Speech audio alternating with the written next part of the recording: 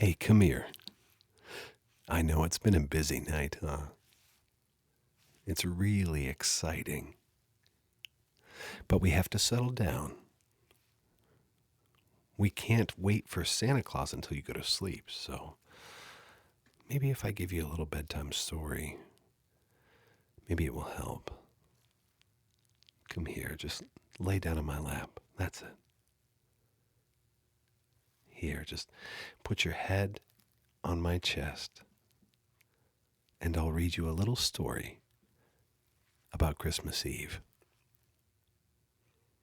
That's it. Snuggle in.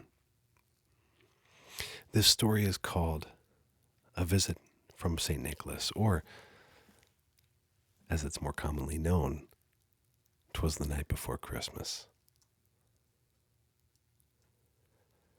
'Twas the night before Christmas, when all through the house not a creature was stirring, not even a mouse.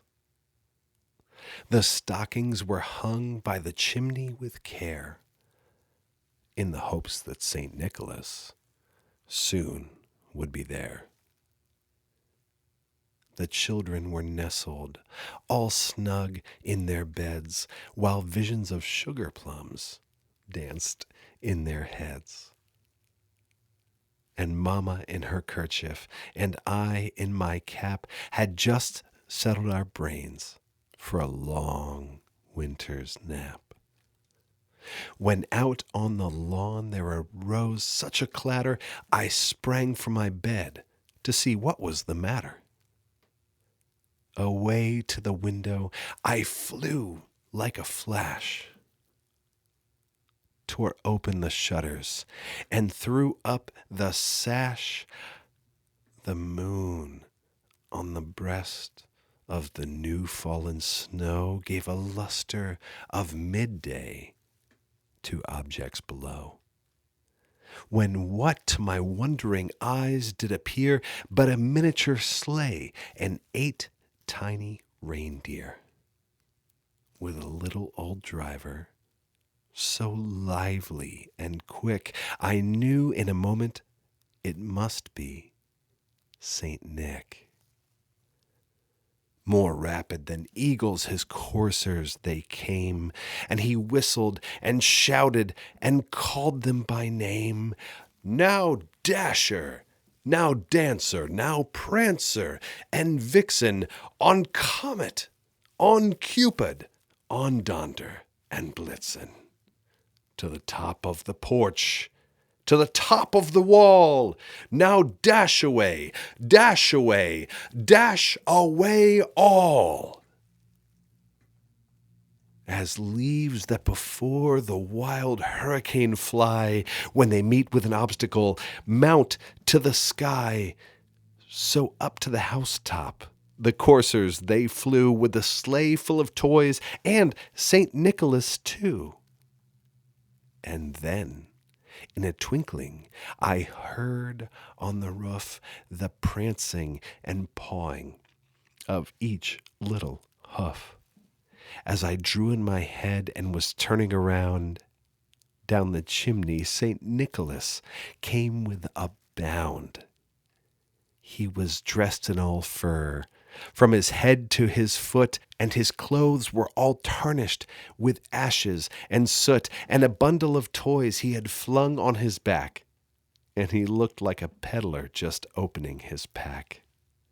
His eyes, how they twinkled, his dimples, how merry.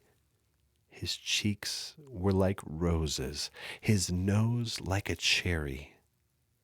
His droll little mouth was drawn up like a bow, and the beard on his chin was as white as the snow. The stump of a pipe he held in his teeth, and the smoke, it encircled his head like a wreath. He had a broad face and a little round belly that shook when he laughed like a bowl full of jelly.